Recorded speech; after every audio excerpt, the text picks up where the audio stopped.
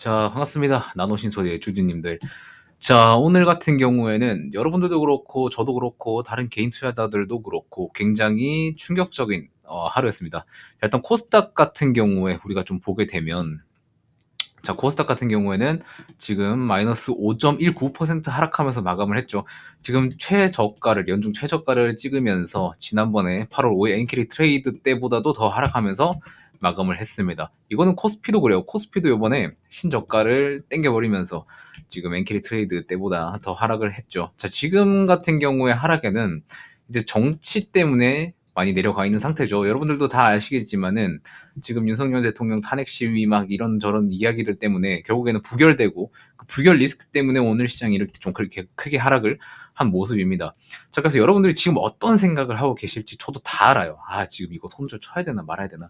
이대로 하락만 계속하면 손실이 이만저만이 아니다. 지금 나노신 소재 같은 경우에는 아마 요 윗구간에서 매수하신 분들이 꽤 많을 거예요. 16만 원이나 한 12만 원 적으면은 요 사이에 매수를 해서 지금까지 가지고 계신 분들이 꽤나 많으실 겁니다. 그렇기 때문에 아마 평균적으로 마이너스 50% 이상은 기본적으로 지켜 있는 분들이 꽤 많으실 거예요. 자, 그런데 여러분들이 꼭 아셔야 되는 거는 이 시점마다의 하락이 왜 일어났는지를 꼭 아셔야 됩니다.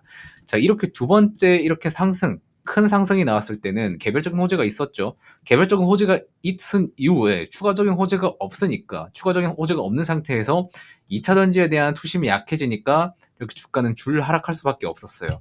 자, 그런데 8월 기점으로 우리가 보셔야 되는데 8월에서는 이제 8월 5일 엔캐리 트레이드 청산 이슈 때문에 이때 막 코스닥, 코스피 막 사이드카, 서킷 브레이크 들어가면서 지금 개별 주식들은 다 아작이 난 하루였죠. 자, 근데 보시는 것처럼 거래 대금은 거의 뭐 들어오지 않는 상태로 하락이 됐으면서 이때 다시 다음 날에 바로 반등해주는 모습을 보여줬었고, 이 횡보 구간에서는 그나마 좀 아무 이슈 없이 좀 순탄하게 가다가 제일 중요하게 봐야 되는 우리가 또 10월 첫째 주부터 이때 외국인이 순 매도를 쭉쭉쭉 해버리기 시작합니다.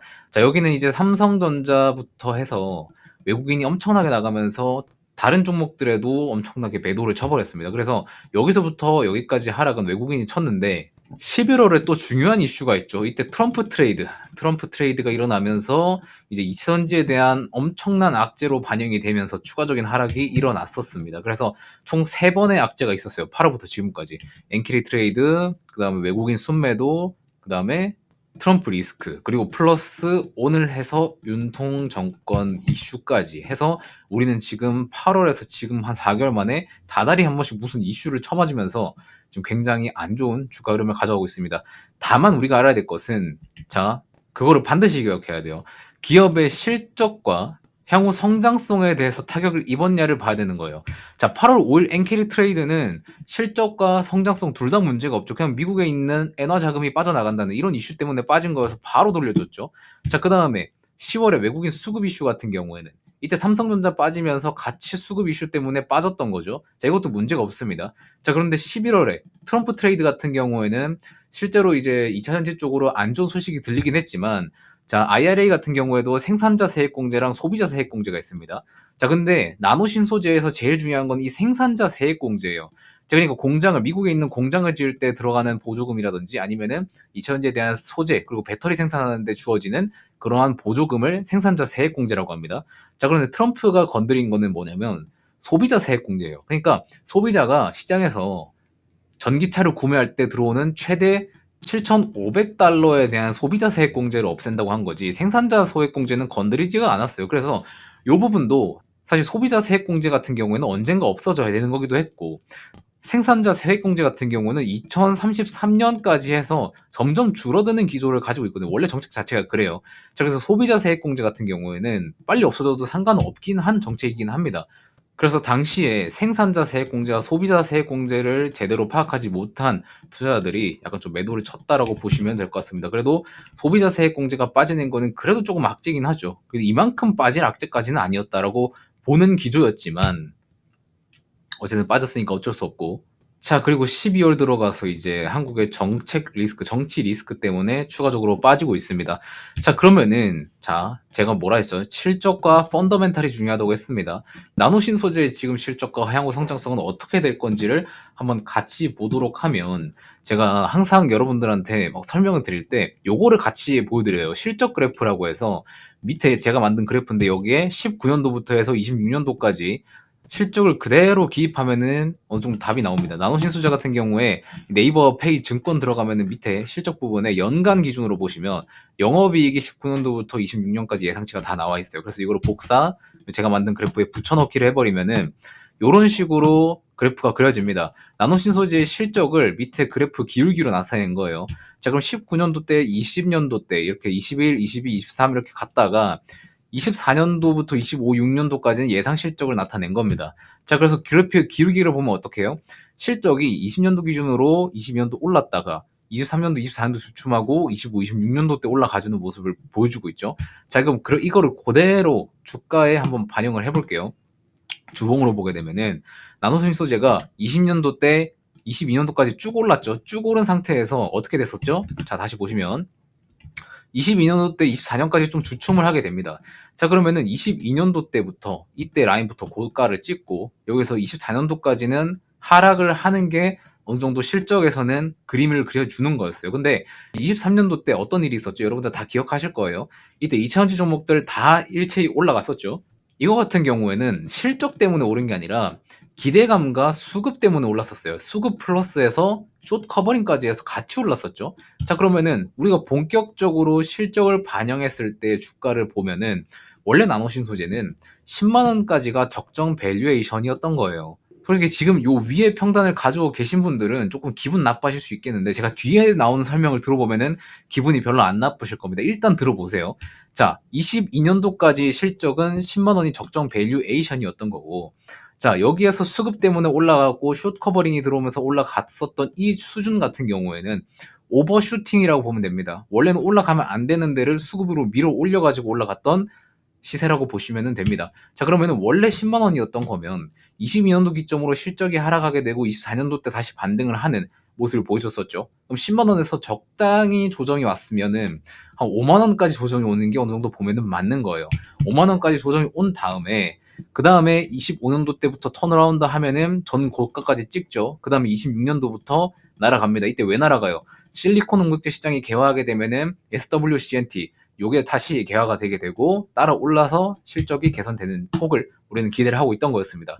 자, 그러면 이거를 그대로 주가에 반영을 하면 10만 원에서 24년도 동안 5만 원 갔다가 25년도 때 다시 10만 원을 치고 올라와서 26년도로 들어갈 때 10만 원을 뚫고 올라가서 17만 원, 20만 원 요까지 올라갈 수 있다는 말입니다. 이게 원래 정상적인 주가 흐름을 보려면 이게 맞아요. 자, 그런데 23년도 때는 이제 박모 작가님께서 이제 개인들에게 바람을 불어넣고, 심지어 나노신 소재는 그분의 포트폴리오 안에도 있었죠. 자, 그것 때문에 엄청나게 수급이 쏠렸다가 숏을 친 사람들이 아, 이거 밸류에이션 여기까지 아니다. 지금은 아니다. 나중에 갈 수 있겠지만 지금은 여기가 밸류가 아니다 하면서 숏 치다가 수급이 몰려서 이 숏 커버를 해야 되니까 매수로 돌아서면서 이렇게 폭발적인 시세를 보여줬었던 거죠.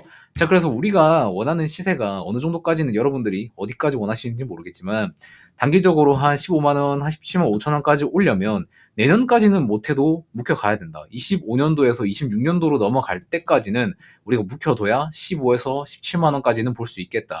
25년도 때는 솔직히 10만 원까지는 기본적으로는 와줄 거라고 조금 생각을 하고 있고, 26년도로 조금씩 넘어갈수록 여기를 뚫고 올라가서 12만 5천 원, 15만 원, 17만 5천 원 이렇게 순차적으로 단계적으로 밟아갈 거라고 저도 기대를 하고 있습니다. 그렇기 때문에 여러분들이 지금 나노신 소재를 보유하고 계신 분들이라면 지금 시장에서는 더더욱이 나가면 안 된다는 말씀을 드릴게요. 왜냐면 최근에는 이렇게 하락이 나오고 있는 상태에서 10월부터 12월 들어가기 전까지 이 구간에서는 외국인이 주도해서 매도를 했었어요. 근데 12월에 들어오고 나서부터는 개인들이 자발적으로 매도를 하고 있습니다. 보통 하락 구간에서 개인의 매도가 나가는 거는 신용장고의 반대 매매 아니면 미수의 반대 매매, 이런 두 가지의 레버리지성 반대 매매가 굉장히 많이 나오거든요. 자, 그런데 지금은 레버리지 매도가 아니라 그냥 보유 현금 자산성 그거를 매도를 하고 있는 거예요. 그래서 시장 종합을 보시면은 오늘 같은 경우에도 개인이 코스닥 코스피 합쳐서 1.2조를 매도를 했습니다. 이거 반대 매매 아니에요. 반대 매매 아니고 신용 잔고 조금 줄긴 했지만 반대 매매로 나가려면은 장초 동시효과에 하한가 몇 개 찍혀 있다거나 이렇게 해야 반대 매매가 나가는데 오늘 일체히 그런 게 없었기 때문에 개인들이 그냥 지금 한국장에 뭐 진료해서 떠나는 그런 시기라고 보시면 됩니다. 자, 그런데 이 와중에 외국인이랑 기관은 담고 있다는 거 여러분들 보실 수 있겠죠. 여러분들이 여기에 개인 매도에 같이 동참하시면 안 됩니다. 시장에서 보통 개인들 중에 94%는 돈을 잃고요. 6%만 시장에서 돈을 법니다. 근데 94%의 잃는 투자자가 지금 매도를 하고 있는 거예요. 6%는 지금 슬슬 담을 준비를 하고 있단 말이에요. 준비를. 그러니까 나노신소재를 보유 계신 분들이시라면 슬슬 보유 자금을 늘려가지고 담을 준비를 하셔야 된다. 근데 지금 당장은 아니에요. 왜? 지금은 아직까지는 하락을 하고 있기 때문에 어느 정도 횡보하고 다시 올라와줄 그런 스탠스를 취할 때 다시 매수를 해야 되지. 지금 바로 그냥 문득 막 매수하시면 안 됩니다. 다시 한번 말씀드리지만 지금은 개인 주도로 매도를 하고 있고 반대 매매가 아닌 개인들 스스로가 매도 버튼을 누르고 눌리는 주가다 라고 보시면 될 것 같고, 우리는 오히려 이제 슬슬 담을 준비를 해야 된다는 거 말씀드리면서 오늘은 여기서 좀 마무리하도록 하겠습니다. 더 해드릴 얘기가 있긴 하는데 오늘 제가 좀 말을 많이 해서 지금 목이 곧 쉴 것 같거든요. 그래서 더 추가적으로 할 얘기는 내일 좀 드리도록 하겠고요. 전 다음 영상에서 또 만나 뵙도록 하겠습니다. 고맙습니다.